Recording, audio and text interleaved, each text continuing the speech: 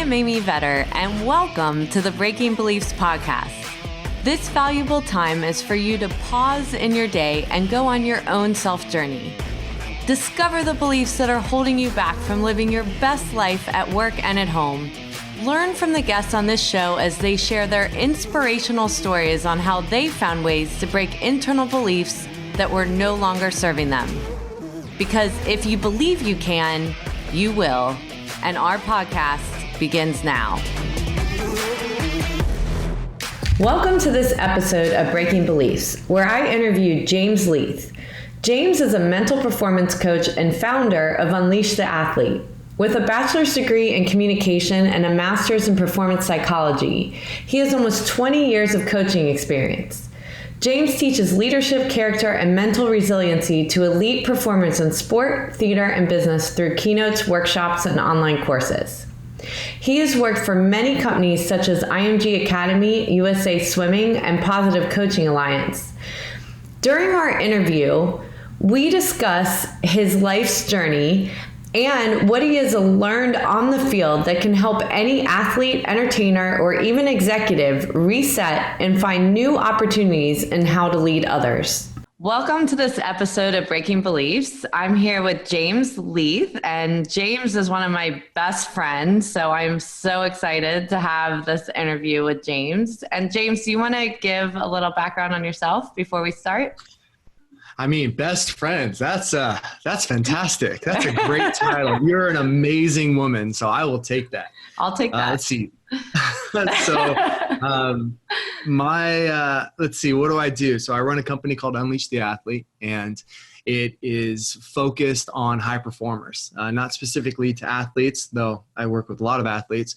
We talk about mental resiliency. We talk about leadership development, team dynamics, communication, character development, anything that is not in a playbook.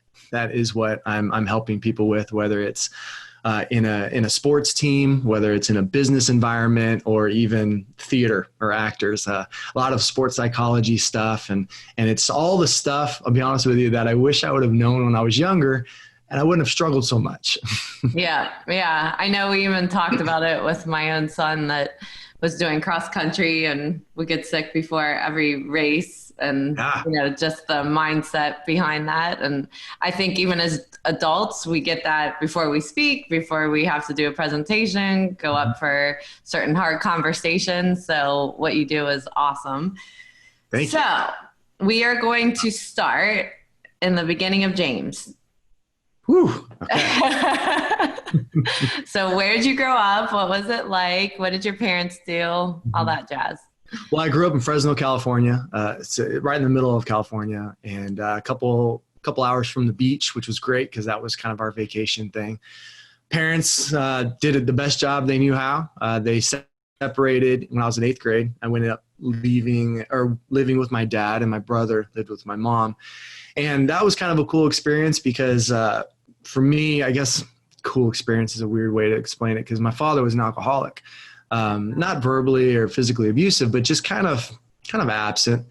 And that led me to being raised by my coaches. I was really blessed. I played a lot of sports in high school. Played football, baseball, basketball, wrestled, track and field, cheerleading. It was we'll get into the cheerleading. Yeah. But see, what happened was my dad said, look, you have two options. You can get a job or you can play a sport. Either way, you're going to be doing something. And so I just went from sport to sport to sport. And what I didn't know at the time is that playing all those sports, being a multi-sport athlete, really helped me in all the sports. Even when I played volleyball my senior year, I joined a team of volleyball players that have been playing together for 6 or 7 years on a club team. And I mean, in fact, they were like, James, are you lost? Like, what are you doing here? I'm going to try out for the volleyball team. And they were like, okay, good luck. And I mean, that first week. You do anything to not work. Yeah. Which is it's something that we should I'm going to write that down. I'll bring that up with my therapist. Funny thing though, is that I had a paper out. So I was up at 4:30 in the morning folding papers.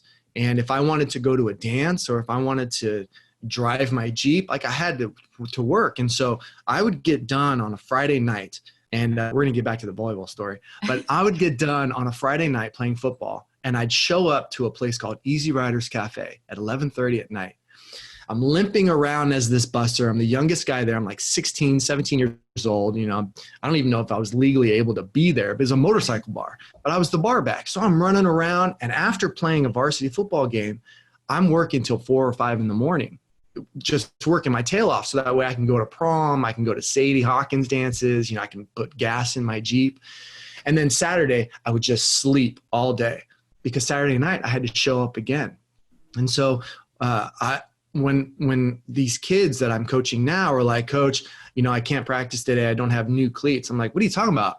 I only had 2 pairs of cleats in high school, my freshman and sophomore year, my junior and senior year, and both of those were used. And so, I did fine. And so I think that going from sport to sport to sport, but then also having to support myself by having these other jobs, that led into being able to accomplish some great things. I mean, I'm an entrepreneur now, so I run my own business and my own company. And those lessons that I learned back then, my dad, I don't know if he did this intentionally or not, but it really allowed for me to like create this work ethic, to learn that things that are worth having are worth the work. They're worth the wait. They're worth the sacrifice of maybe not going to that Friday night party in high school. And then when I got to college, I really wanted to play football and I got hurt. Well, the cheer team noticed that I wasn't playing football and they said, hey, look, we'll pay your tuition if you come out and you do some stunts with the other cheerleaders and you be the mascot. And so I thought, okay, like I'll do that for now because I'm a football player. This is my identity. This is who I am. What happened was I ended up falling in love with that experience. And so I just ended up being a cheerleader, being a mascot throughout college, but I still played football. I played semi-pro and arena football. And the blessing of doing that was that as the mascot, I had this big Timeout was the name of the dog. I had this big bulldog head on. And I would stick my head in the huddles during these college basketball games. And and the thing is that the coaches, because I grew up in the area, they kind of knew who I was. So I came in, I was like, hey, I went to Central High School. They're like, oh, okay, cool. But the coaches trusted that I wasn't messing around, that I wasn't bothering them. So basketball coach would let me stick my head into the huddle, and I'm learning from him how to talk to athletes and how to handle stressful situations where the audience thought I was like messing around, but really I'm taking these mental notes. Same thing in football. I'd be on the sideline in the huddles. And one of my favorite experiences was like Derek Carr was a quarterback at the time. So he would score a touchdown and I'd run and we'd chest bump. And because I was a bulldog, I'd get down on all fours and he'd like walk me across the end zone. It was like such a cool experience. But when I graduated college, I had years of experience of hanging out with these great coaches. So it was very easy for me to transition into coaching from being an athlete. Mm-hmm. And I found that was my passion, that was something that I really wanted to do. And so I've been coaching now for almost 20 years. And I currently coach high school football here in Texas. And I absolutely love it. And so when I created Unleash the Athlete, it started just for athletes, but then I'm getting calls from businesses and I'm getting calls from actors guilds and just saying, hey, can you come in and teach the skills that you teach your athletes, but teach them to our executives? Can you teach them to our actors and actresses who are feeling really anxious on the stage? Because all the things that an athlete needs to be consistent and to have less anxiety are the same things and the same skills that we need when we're in the boardroom and when we're teaching and when we're trying to deliver a line or sing a song in front of 50,000 people. And so I've been doing that for the last couple of years and I just absolutely love it. Well, you can't tell.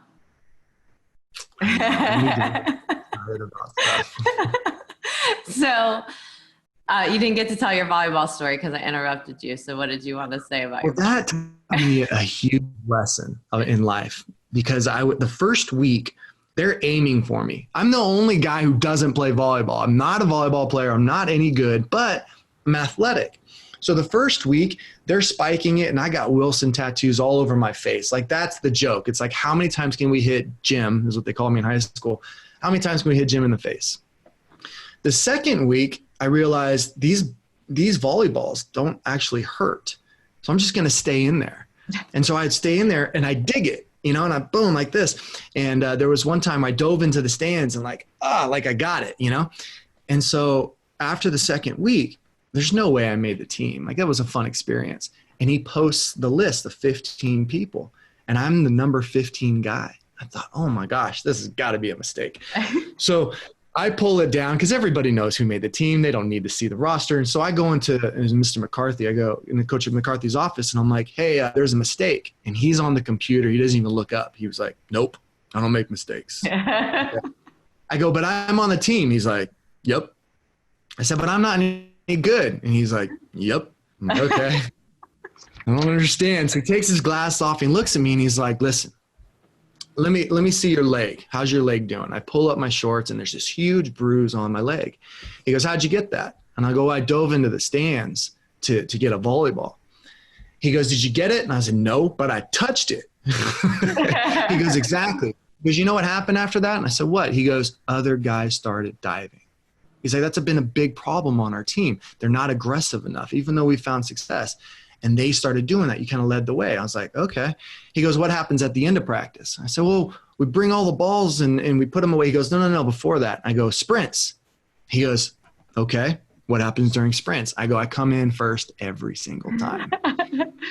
He goes, do you ever see the faces of your teammates? And I'm kind of like smart Alex. I'm like, no, they're behind me. Like, I don't know what's going on. He goes, it pisses them off that you beat them every time. And he goes, so look, you're not going to play very much because you're not very good. I'm like, easy. He goes, but I need you on the team. You play a role on the team that is not to be out on the court, but it's to support your teammates. He goes, so if you agree to be on the team, we'll take you to the Vegas tournament. You'll get a varsity letter. You'll be a part of the team, but just that's your role. Your role is to be inspirational. Your role is to be a leader. I thought, okay, that sounds good. What else am I going to do spring semester of my senior year? Except make up reasons to ditch school. So about 2 weeks later, we do team captains and everybody votes for a team captain. And I was voted a captain. And so in that moment, what I realized is that it's not always about talent. Right. It's about effort. It's about enthusiasm. It's about your ability to inspire other people. So here I am. I've got a C on my shirt. I'm terrible. I probably couldn't make the JV team, but here I am as a captain. Because my role was not specifically to be the starting lineup, but it was to help the team to do well. And so I've used that lesson to, when I try something new, it's like, it's not about being the best right away. It's about just going all out, having a positive attitude, just being somebody who adds value to the situation and finding a way to add value, not in the traditional sense, but in ways that sometimes people just don't think about. Yeah. And I think it's an important point because there's so much out there about being a leader and leadership traits, but not about supporting roles and the importance of supporting roles and really defining what your role is on a team, whether that's athletic or in business, is how do you contribute? How do you help the overall team? Because too much there's in business, a lot of this is what I did. This is what I accomplished. This is the promotion I want, instead of how do I actually help the greater good and what is my role and what's my unique offering. And when you can actually identify what that is, that can be a change for you and how you view yourself, and not feel so bad if you're not like the smartest. Right. Yeah. My definition of leadership is influence. And I got that from John Maxwell. And it's so true because when you ask people, think about a great leader and think about a couple traits that they have, very rarely are they physical traits.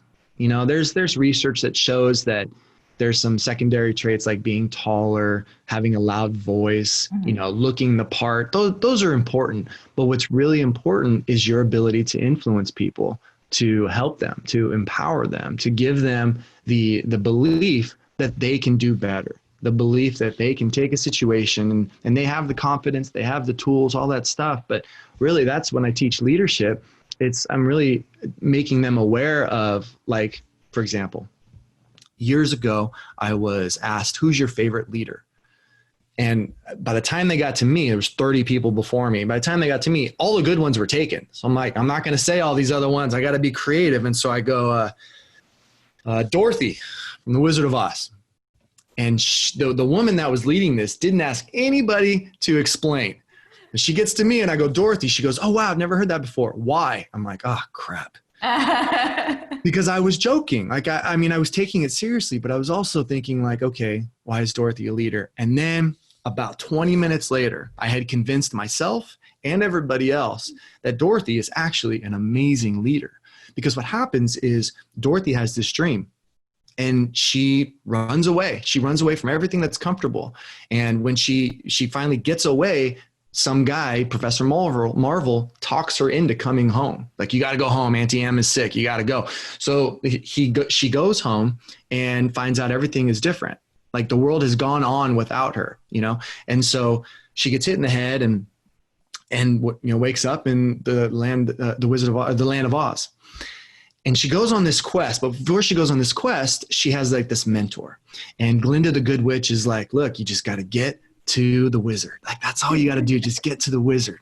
And she's like, okay, get to the wizard. You're coming with me? And Glinda's like, no, peace, I'm out. She flies off and does her thing. And you got all these munchkins running around singing songs and stuff. So she takes off on this journey.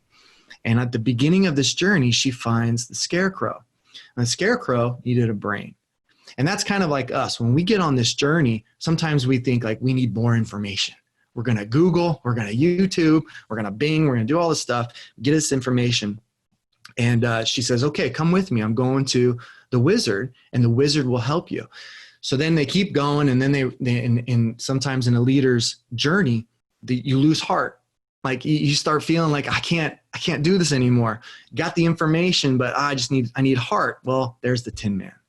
And the Tin Man's like, all right, I need a heart. This is what I need. And she says, come with me.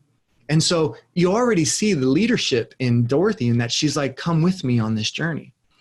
So then once you have the information and once you have all the heart and the desire and you know your why, I think it's scary because now you're on bigger stages and you're working with bigger people. You know, when you and I first met, we were in a room with 50 people who were like, just amazing speakers and they had all this like platform and stuff. And I remember looking around going like, this is scary.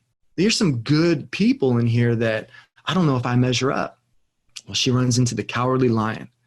You got the biggest animal in the forest. And he's like, I'm scared. So she says, come with me. So then they meet the wizard. Finally, she's got the Scarecrow, the Tin Man, and the lion. And then the wizard's like, sorry, it's not good enough. I need you to go out and kill the witch. So they go out. They've got trees that are throwing apples at them. They've got a poppy seed field where they're getting high and passing out. They've got flying monkeys. Don't forget about the flying monkeys. And they finally get to the witch and they kill her by throwing water on her, which is a weird way to die, but okay. And so they grab her broomstick and they go, and the wizard's like, okay, this is great, but it's not good enough. And then Toto, who is the self-conscious thing, the voice of reason, goes and pulls the curtain back. And behind the curtain is this scared old man. And they realize that, oh, you're just some jerk pulling strings. Like, I'm good. Like, I can handle this. And so the wizard is like, you're right. I'm just a frail old man. Like, I'm sorry what I did, whatever. And he goes, you have everything you need. Here you go. Scarecrow, here's a diploma. Tin Man, here's a little ticking. So here's your heart. And you got the lion. It's like, look, here's a medal of honor. You're good to go. And then this old man, I know the story's coming on, but I swear there's a good thing at the end. I promise it's worth it. Hang on. And so the old man is like, look, I'll take you home. I know that's where you want to go. I know that's your dream is to get back home. Meet me at the air balloon. So she gets to the air balloon and the stupid wizard's an idiot, didn't tie the balloon good enough, and he takes off without her. And she's like, oh no, what am I supposed to do? And then Glinda shows up again, the mentor, the person that is teaching her, and says, look, everything you needed was already inside you. You just need to click your heels together and say there's no place like home. What Glinda was telling Dorothy is that you need to click your heels together, which means you need to move your feet. You need to do the work. You need to do something. Right? Move, do something. And you need to say there's no place like home. She's saying you need to believe. So Glinda told Dorothy, you need to move your feet. You need to believe more. And she said, all right. And she does that. And here's the best part of the story. Dorothy wakes up because the entire thing was a dream, and everything that she needed to be a leader was already inside her. Nice. Let me get some water now. I'm more fired up. I wasn't fired up before. Now I am. You got me fired up, Amy. I didn't know Dorothy could fire you up this much. Dorothy's awesome, right? But like, we have all these characters in fiction, and if we're looking for motivation, we don't have to look very far. Yeah. It's right there in front of us. We're always looking to the outside or what other people have that we don't have. And instead of looking at what our strengths are and how we can be able to, well, not only lead, but I think also in that example, it's important that people want to follow. Yeah, absolutely. And you may not have inspire people to follow, you're never going to be able to achieve it because it always takes a team. It's never a one person show. Well, and leadership is a lonely journey because before she met the three people that went with her, she was by herself. She had her voice of reason in Toto, which is the role that Toto is her dog played, but like it's lonely. And a lot of times when you want to do something, you want to go off on your own, you really are on your own. But the payoff is if that you do it long enough and you don't change the goal, but you change your tactics. Like that's huge. Like in Alice in Wonderland, she goes up to the Cheshire Cat and because she says, can you tell me which way the whole movie of Alice in Wonderland now? No. She goes up to the Cheshire Cat. This is important. So the movie starts. No, I'm just kidding. So, I'm surprised I've never told you this stuff, but she goes up to Cheshire Cat. She's like, which way should I go? And he's like, well, that depends. Where do you want to get to? She's like, I don't care. And he says, well, it doesn't matter which way you go. Like you have to have a goal. You have to have a destination. And that journey can change and it looks like a whole bunch of different things, but you want to keep your eye on that goal and just be flexible in how you get there. And I think that's what great leadership is. It's being flexible in how to get there and using all the tools that you have at your disposal while you're gaining new skills in order to get to that spot. Yeah. So I want to get back to you. So you brought up your father lately, but I know he's been a big impact in your life and the journey you've been on. So you mentioned he was an alcoholic. So, but I know you think of him so positively. So maybe you can talk about your journey through that. Cause I know a lot of people struggle with those things. They keep them on the inside a lot. And I know, with the places that I speak at, a lot of people feel like no one's like them because everyone's got their outside branding and what is actually happening on the inside. So how did your father impact you in a positive way with going through something like that? Well, that's a great question. And I grew up with a dad who did the best he could. And I didn't know until my mid-20s how he had grown up. And so whenever I was in school and they said, okay, we're going to do our family tree, I was like, I don't know anything about my family. My mom doesn't talk about her side. And my dad, it's just full of just, not very good people, aside from my grandma and my grandpa, who are my heroes in life. But he did the best he could. And we're sitting at a bar in Dallas in my mid-20s. And he's been drinking and he just starts sharing with me all the things that his father did to him and how his father would beat my grandma. But my hero is my step grandfather actually, but he would beat my grandma and he would do all these things and he was just a terrible person. And in that moment, I saw my dad, not as my dad, but as a guy who's going through stuff that he took on a new kind of role in my life. And it's like, okay, you raised me the best you could, but now you've got all this wisdom inside of you that I can learn from, and that I'm sufficient. I'm good. I don't need you to raise me anymore, but I'd love to learn from you. And so what my dad taught me is that even though for the first half of my life, he was an alcoholic and he was emotionally unavailable, is that he just decided one day, I'm done being that guy. I'm going to do some work.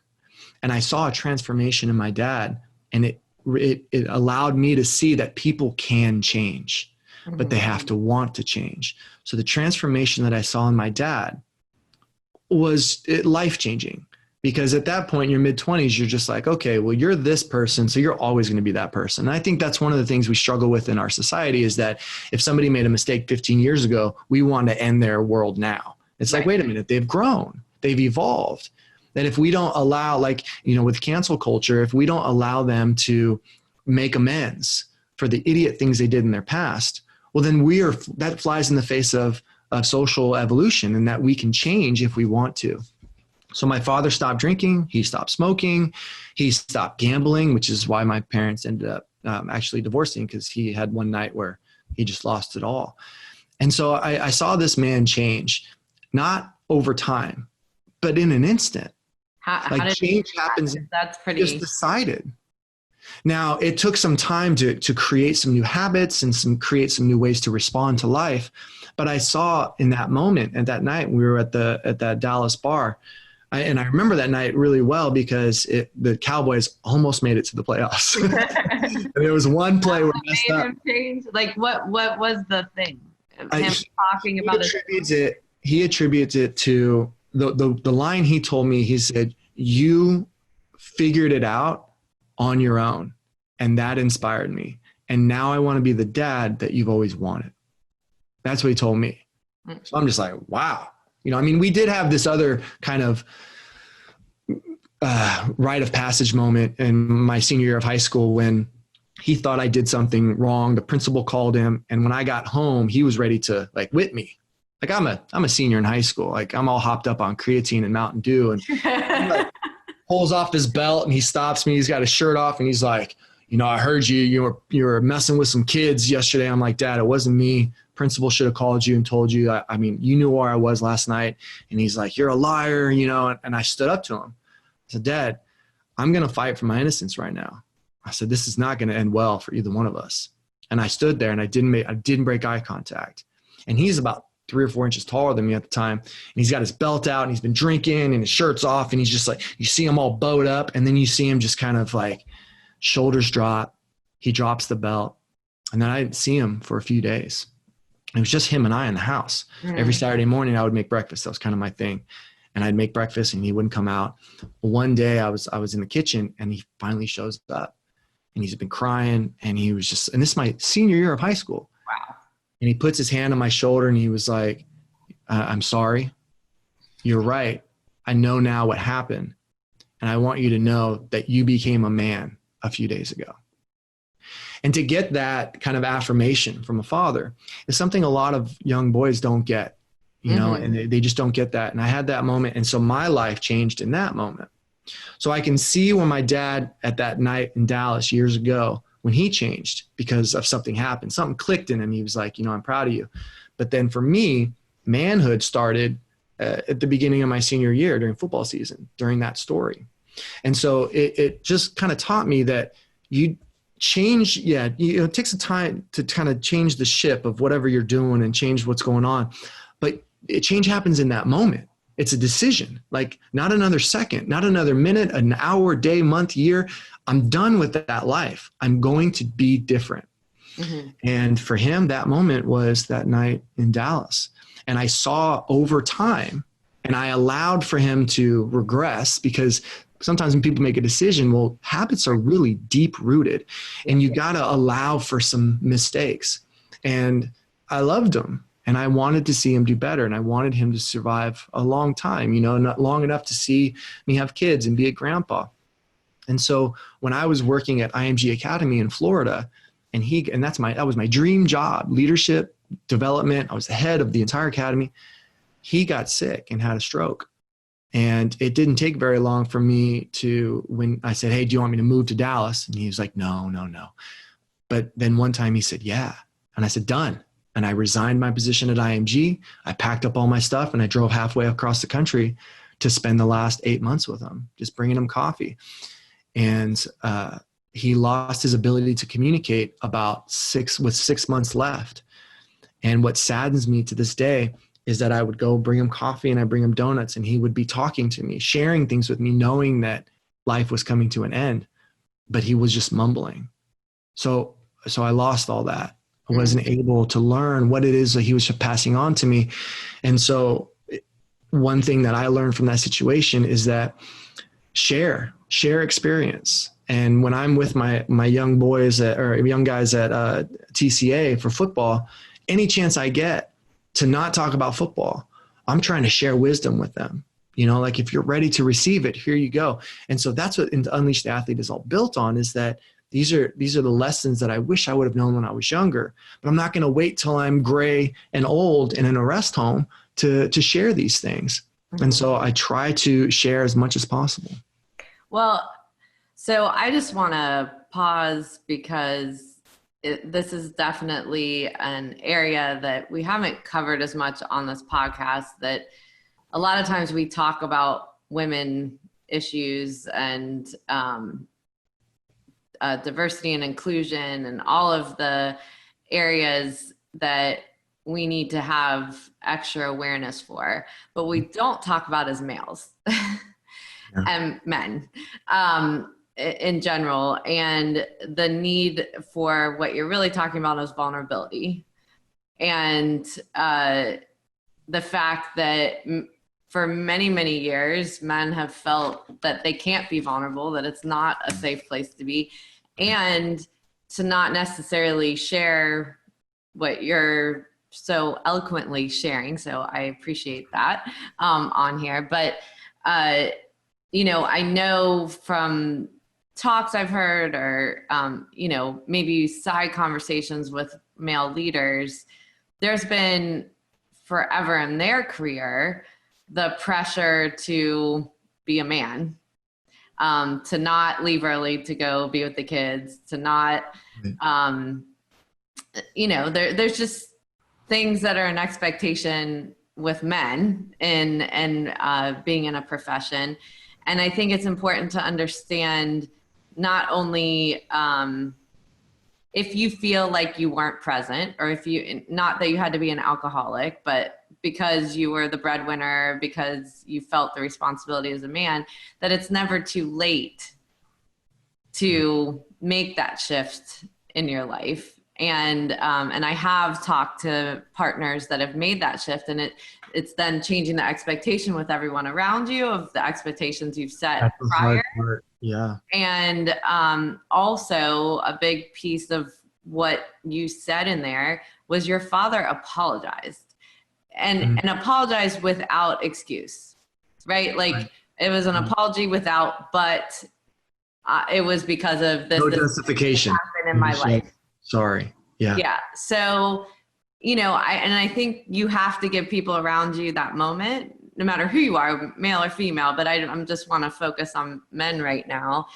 and have an appreciation of the mentors and support people that have helped along the way, yourself and the people around you, if you weren't able to be present and wanted to be. So when you talk about your coaches ended up filling that spot, is understanding like who those people are, so that you can go and show appreciation for those people as well, and understand who those people are in the people you care about's life, so that you can make sure that you're elevating them, not feeling bad about it. Yeah. Yeah. That the vulnerability part, it doesn't come natural, because we, as men, a lot of us spend our childhood being taught, you don't have emotions. You stay strong. You never show a chink in your armor. You never show any kind of cracks in who you are. And what I've learned through a lot of the men and women that have been my coaches throughout the years is that there's a lot of different ways to be masculine. There's a lot of different ways to be feminine, and that you can fully embrace all the emotions and not be a name called, not feel like you are not living up to your, who people see you are or see you as. And so when it comes to apologizing, I learned that from my dad in that moment. But then also I had some coaches that I would say, hey, I got a question about this. And they would be like, oh, I don't know the answer to that. I'm like, oh, well, that's okay. All right. Like, fantastic. Like, appreciate the honesty, instead of just lying and being like, oh yeah, this is it right here. And, and I see it even today, like on the football field that I coach on, is you have one coach that coaches the way they were coached 20, 25 years ago, which doesn't work with most athletes. And then you have newer coaches that are like, oh yeah, let's work on that together. Let's figure that out. And I think that that's much more powerful, and that creates trust. And a great leader creates trust in the relationship. And people can smell BS. They can smell when you are making things up, mm-hmm. or you're not being honest. And if you don't know the answer, the best thing you say is, I don't know, but let me find out. And then when you actually follow up and be like, remember that question you asked me? Because they probably won't, because people forget. That just builds this huge bond between you and that person who you have influence over. Yeah. And I think one more thing, I mean, that you've said before, but I'll just bring in here, is about the fact that there's many paths to get to a vision. Mm-hmm. And so a lot of times there's micromanaging at a leadership level because there's no trust, or there, someone thinks there's one way to do it. But when you open up to see how people figure out the plays to get to the end game, I mean, mm-hmm. that can be really interesting as a leader, where you can learn as well.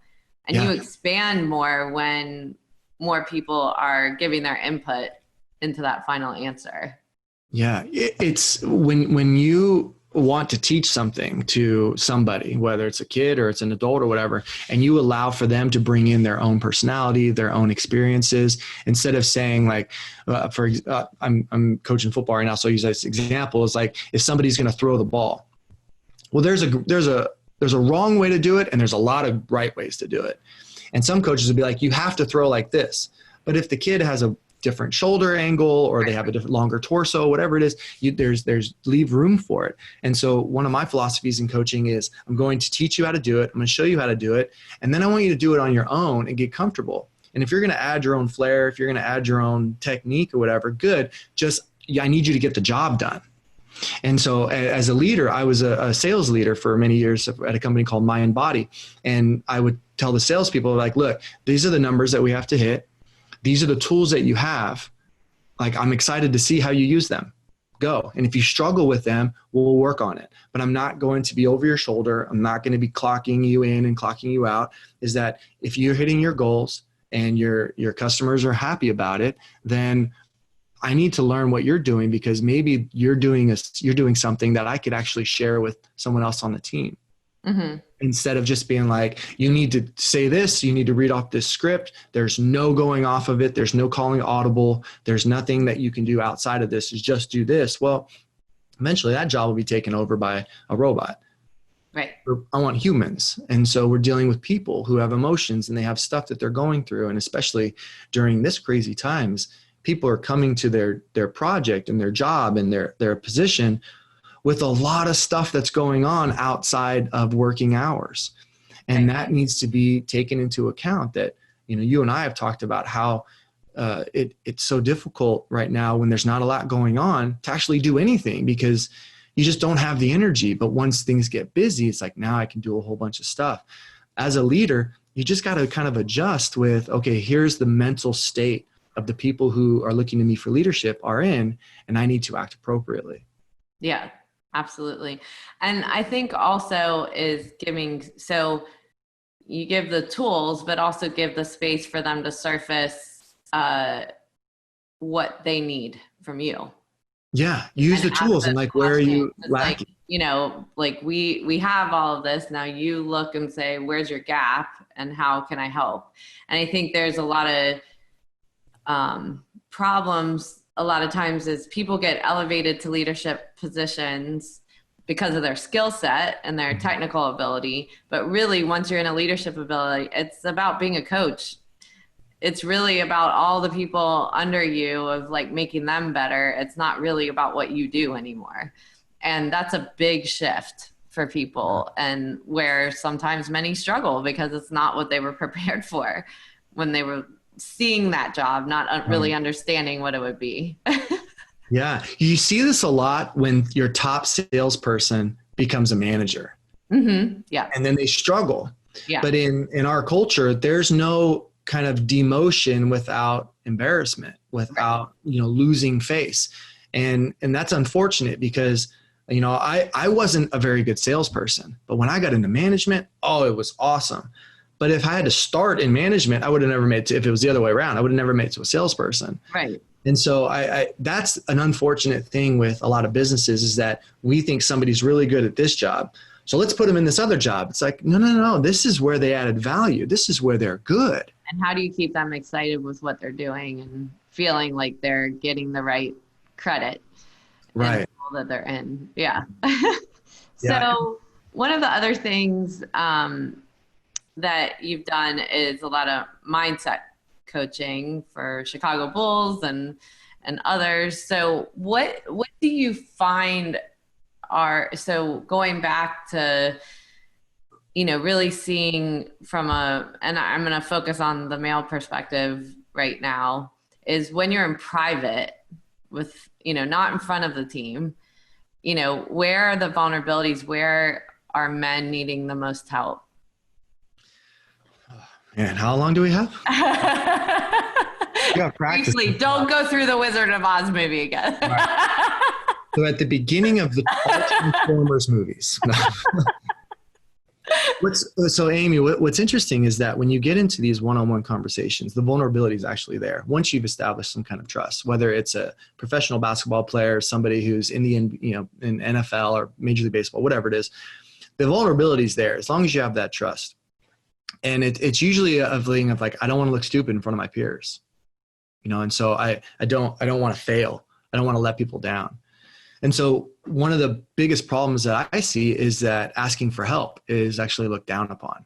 So if someone's like, you need to go talk James, he's going to help you with, your mindset. It's like, I don't need to see a sports doc. I'm like, first of all, I'm not a doctor. So come on over and let's chat about it. Like I'm not a therapist either. And so a therapist wants you to cry. I want you to laugh. So let's go have some fun and learn some tools. And so when it comes to dealing specifically with the males that I've dealt with at the professional level all the way through college and high school, is that you have to kind of break the mold of whatever they've been taught as acceptable. You don't experience emotions. Like, well, if we don't experience emotions, then we're going to have a hard time going from like really angry or really excited. There's nothing in between, that you're going to struggle with that. And so what I do is I end up just like, let's talk about different situations that make you feel different emotions, and let's actually talk about them. And what's crazy is like you get to this professional level and they've gotten there despite their really negative mindset. It's like their athletic talent, their athletic prowess has gotten them to that point. And then you do simple things like when you're at the free throw line, do you hear some breathing exercises? Here's some things that you can tell yourself, and it will actually increase your ability or decrease your ability to be successful right there. And so if someone can admit that they're always in process, that they're always evolving, that's the best mindset you can be in. Is that there's this thing that I do where I have people write out the word opportunity is now here, but I take all the spaces out. And if you put it up on like a marker board and you say, what do you see? You can read it two different ways. You can read it, opportunity is now here, or opportunity is nowhere. And the difference is in the pauses within the letters. And so if you can see that where you put the pauses or where the lack of pauses are can change your entire perspective on what's going on in front of you, you're going to have a very, very different experience. If you feel like things are going to happen for me, like right now, things are dark. Like, the aliens are scheduled to come in a couple of weeks. Like, exciting, right? But then it's also kind of scary. There's an asteroid coming on the election day. I don't watch the news anymore. It's not worth it. I know you get your news from me, and so I like to slip in things that aren't real, just to kind of, you're just like, do gummy bears are healthy for you now? James told me that. But how you look at life determines how you experience life. And so if you're going to have a mindset of, I can achieve, I can overcome, I can do these things, there's a good chance you're going to, even when you fail. Yesterday, I'm at practice with my JV guys, and I've got this ball machine that shoots the ball at them really fast, and they kept dropping it. They're like, let's slow it down. And I was like, for who? Are you slowing it down for me? Because I don't care if you drop it right now. I want you to keep it fast, and I wanted you to get used to catching the ball fast. And they're like, yeah, coach, but I don't want to drop them. I go, but that's the point. You're at practice. This is when you fail. Right. And you just see their faces like, who is this guy telling me it's okay to fail? I'm like, I'm not interested in you being perfect right now. I want you to catch it on game day. I want you to deliver the presentation when the CEO's in the room. But right now, you're going to say, and you're going to mess up the PowerPoint slides. You're going to do all this other stuff, but that's why we practice. And so let's get better so that way you can deliver on game, quote unquote, game day. Mm-hmm. That's great. Yeah. Thank you. So I like to end with some rapid fire questions. So you pick a category: family and friends, money, spiritual, or health. Ooh. Family and friends for 500, Amy. Oh, I was sure you were going to pick everyone picks family and friends. Okay. Can you pick one for me? Well, Which one do people not usually pick? Well, I thought, the other three, money, spiritual, and health, but I thought you would pick spiritual. Spiritual? Forget that. That's okay. Dumb. No, I'm just kidding. All right, do health. Okay, let's do health. Okay. How about my spiritual health? Is that a category? Yes, we could do that. All right. Things or actions I don't have that I want. When it comes to health? Yeah.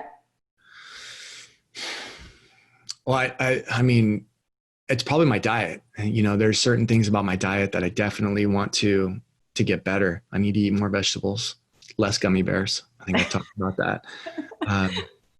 So yeah, it's that. And then, oh my gosh, the nightly ice cream. Yeah. It's a bad habit, but it's so delicious. Yeah. It's your turtle ice cream. I'm the ice cream monster. Yeah. Little things I get at Target, and they're just the perfect size, and you have 4 of them. It gets a little out of hand. Oh, you're 4 of them. Right. Things or actions I do have that I want with my health. I'm very consistent at yoga, which I can thank you and Joe Rogan for. I've never been put in a category with Joe Rogan, so look at you're that. up there. You're up there, right? Because, well, the thing is like, we talk a lot, but I listen to your podcast and I take notes. Like there's a lot of good stuff that happens on you. You have great guests, and I was honored to be here in this formal setting, because I'm sure we'll talk 2 or 3 more times later on today. But I think it's the hot yoga. I do it 5 days a week. I take a day off on Friday and I go on Saturday, but that has changed my life. The flexibility that I have, and the bonus that I didn't know what was going to happen was the mental fortitude, the focus. Because when I'm hitting a pose and my yoga teacher, Deborah, is just like, okay, we're going to be here for 5 more seconds. And then she counts it with 6 or 7 alligators. One alligator, 4. And I'm like, this this is, and I'm holding this pose and I'm hurting. And then I have to make a decision in that point. I'm not going to give up. I'm going to hold this pose until she's done counting. And that happens multiple times. Well, when you practice being mentally tough, you end up being more mentally tough. And I would also say in that it's not just about holding it for her. It's then about, okay, your other things that you were telling your athletes, okay, breathe. Okay. Yeah. Set a mantra, whatever you have to do is that's what's teaching you on the mat to take it off.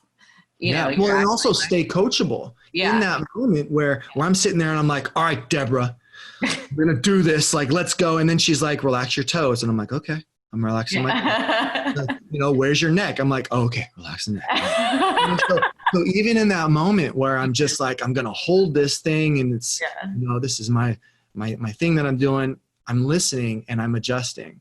Mm-hmm. And that same thing holds true when you're doing things just in life, where it's you got your goal, but you got to be able to adjust. You got to be able to adapt, because anybody who's in this business of speaking and sharing ideas, their entire world was changed in March in a very same way, where it's and by the way, you have no keynotes and no workshops for the next year. It's wait a minute, that's 90% of my projected income. I got to figure something out. Right. And so you just, in the moment, even though things are hard, stay coachable. What's that? You just have to relax your toes. That's it. That's relax your toes. Relax. My new mantra, relax your toes. All right. Things or actions I don't have that I don't want.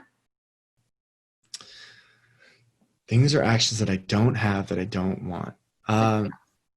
I no longer am responsible for anybody else's health and fitness. And I like that because I was a trainer for 10 years and I like being able to go to the gym, have my own workout, go to the studio. I've got my yoga workout, but I'm not in charge of somebody else's fitness. And then I don't have to listen to them lie to me about how they've been eating good for the last few days because they're 3 pounds heavier. You're a liar, but that, you can't outwork a bad diet. And I'm just really glad I don't have to do that. All right, last one. Things or actions that I do have that I don't want. It's probably the ice cream. But, I had this habit of every day I'd go to practice and I'd pick up this big Reese's bar with like peanut Reese's in there. And I'm like, it's okay. I'm going to work off this 800 calorie candy bar for the next 5 hours out in the sun. And I stopped. And I recognized that like I didn't need it. And so like a lot of times we have these crutches where it's just like, no, I always go to Starbucks or I always grab this thing. I was like, you know what? I'm not going to do it. And if I struggle and if I suffer, it's okay because I know that I don't need all that extra sugar. And that happened last week and I feel fantastic. And I'm happy to report that I have not had a Reese's bar in 6 days. I am 6 days clean. Thank you. 7 days. I get my pin. I get my Reese's candy bar, non-eater pin. I'm very happy. Detox. All right. So to end today, is there any big takeaway or action that you want people to leave with that we didn't cover during our conversation today? I love talking about the idea of making room to fail, making room to not be perfect, especially when it's in a practice session. And that's been really big recently because people have a big failure mindset because all the bad things that are going on right now. But it's like, you know what, you can decide to look for the opportunity instead of focusing on the obstacles. Very nice.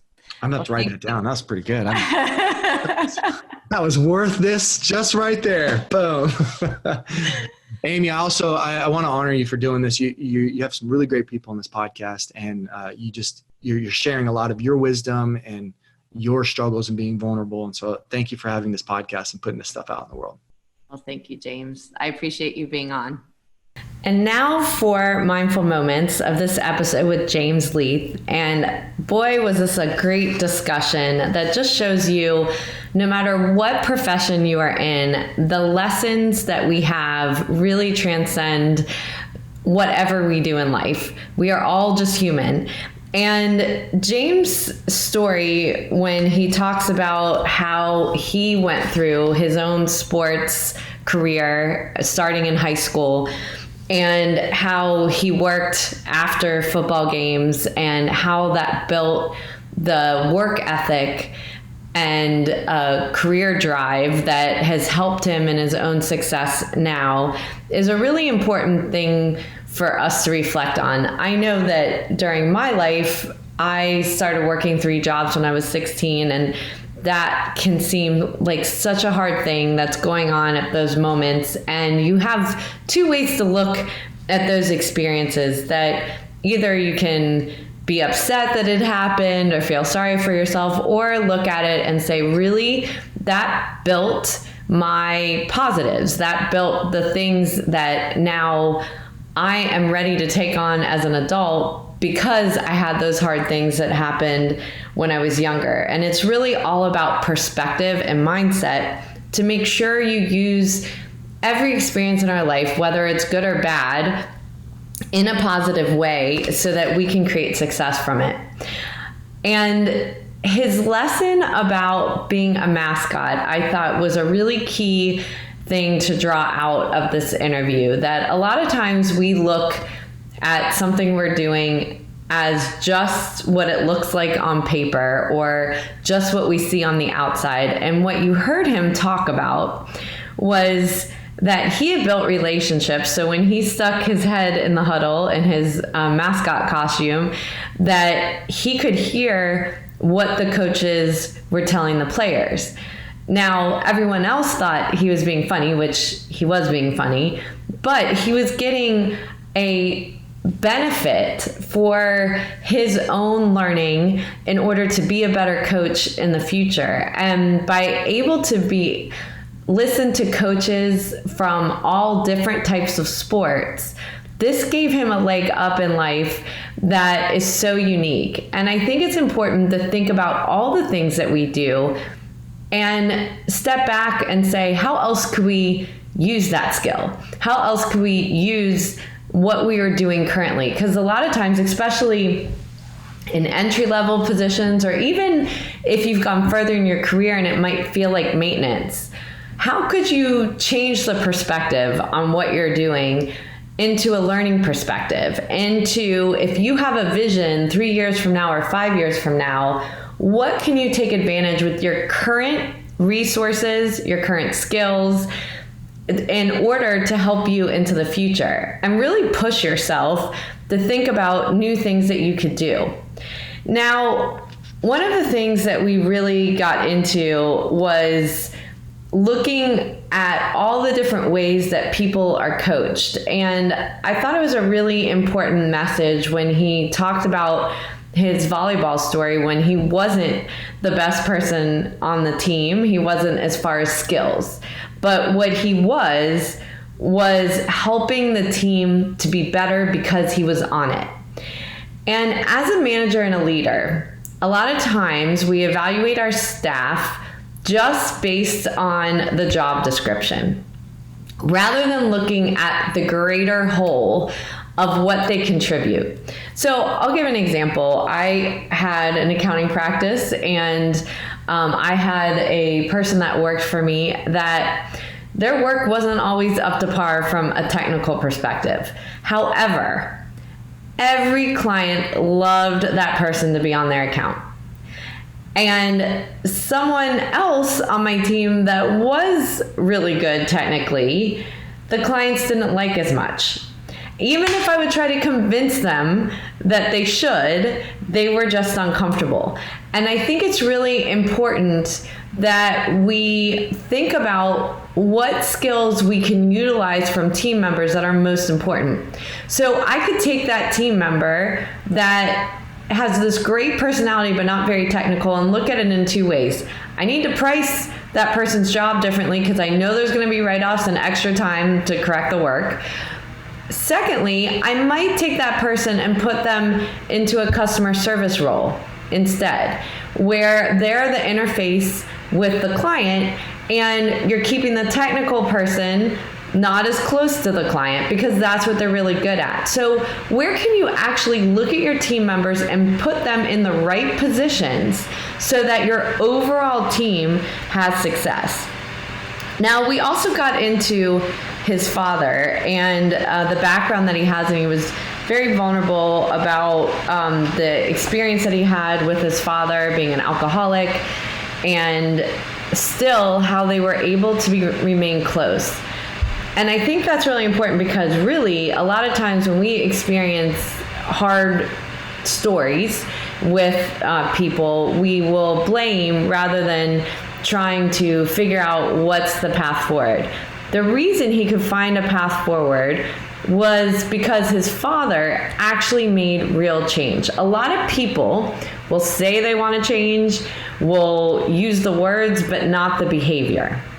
And the behavior that his father did was first apologize without any excuses, without trying to couch it or try to blame someone else or something else for his behavior. And then he was able to be open enough to say, correct me when you see my habits showing up, because his habits are really built in. And a lot of times I will hear adults say, like, this is just who I am. It's too hard to change at this point. We always have the opportunity to choose the path that we want in our life, and breaking those belief systems and those habits are some of the hardest things that we have to do sometimes when we observe we have it. when we hear repeated people saying the same thing, or we see the impact we are having on other people, that is our time to step back and say, what do we need to adjust? Now, there was a second piece of this is when his father came to him to say that he was going to change these habits, James had to come back and give him space to fail.